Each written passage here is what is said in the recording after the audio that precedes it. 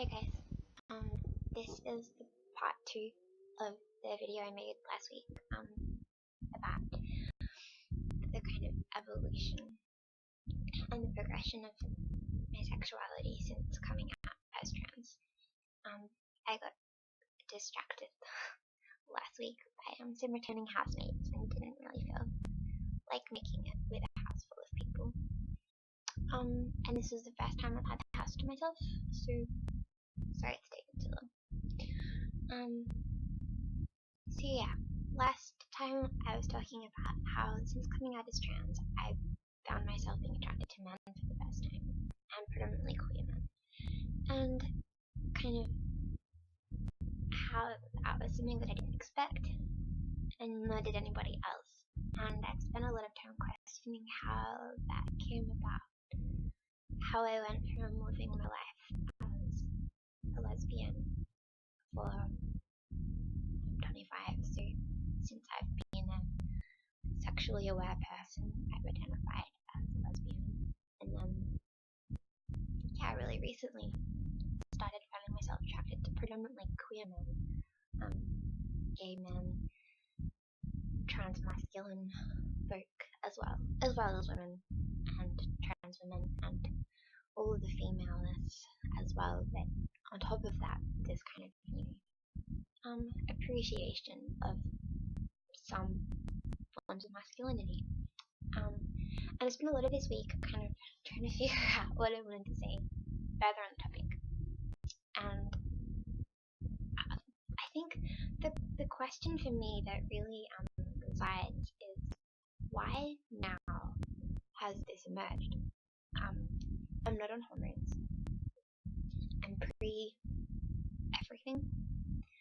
So why has it been in the last 6 months since coming out to myself, but also more publicly as trans? Where did these new feelings arise from? And I thought a lot about, had I repressed these feelings? Had I had them before and I didn't want to make it confusing by being labeled bisexual? And honestly, if you had have asked me 2 years ago that I would be having this conversation with my computer, I would have thought you were crazy. And I think a lot of it comes down to my own gender. And I don't want to get the idea that sexuality and gender are correlated, but I think I mentioned this last time, that I think for me, in a really kind of particular way, that they are, personally, for myself. Because I think this appreciation for some types of masculinity which didn't exist before has come predominantly throughout me researching and exploring and questioning what it means to be a good man. Like, in my terms, what kind of male would I want to be, potentially? And what are the qualities that I think are good? And I swear I'm more articulate than this usually. What kind of qualities I think I would want to have as a guy. And the kind of big ones that I've come up with is feminism. I don't think I could ever erase my female story and the fact that I've been socialized as a woman and that I've had that experience. And I think from having that experience, there's absolutely no way that I could not be a feminist. And so I guess in terms of what qualities I look up to and admire in men is feminism and advocacy for women and men and everybody, but like, I guess social justice kind of elements. And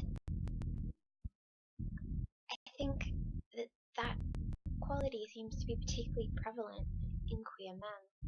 So in my kind of search for what would it mean for me to be a good man, I've been looking at other people and seeing who would be a good role model and who has these kind of qualities. And I've met lots and lots of queer men that have these qualities, and I think it's a pretty logical next step to be like, this person is fantastic in their mind and their values.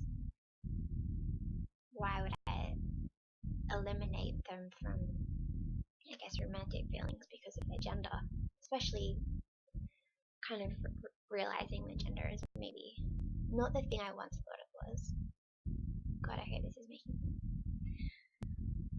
So I think that these feelings have never been explored before. Whether they were there or not, I don't know. But I think they've come up because I've started to question what it means to be a good man. And in questioning that, I've been shown lots of good examples of good men, and in my experience, they've predominantly been queer men, who seem to be more in touch with their, I don't know, social justice, feminism elements. So yeah, I guess that's why I think this is happening, and I'm cool with it. It really shook me for a few weeks, and I thought I was going to go a bit mad, and then it was kind of like my perceptions have completely shifted on so many things, and sexuality as well. So I guess that's all I have to say about this topic. Except for one side note, that when you Google how to be a good man, the first suggestion that comes up is how to find a good man, which I think is food for thought. Okay, thank you.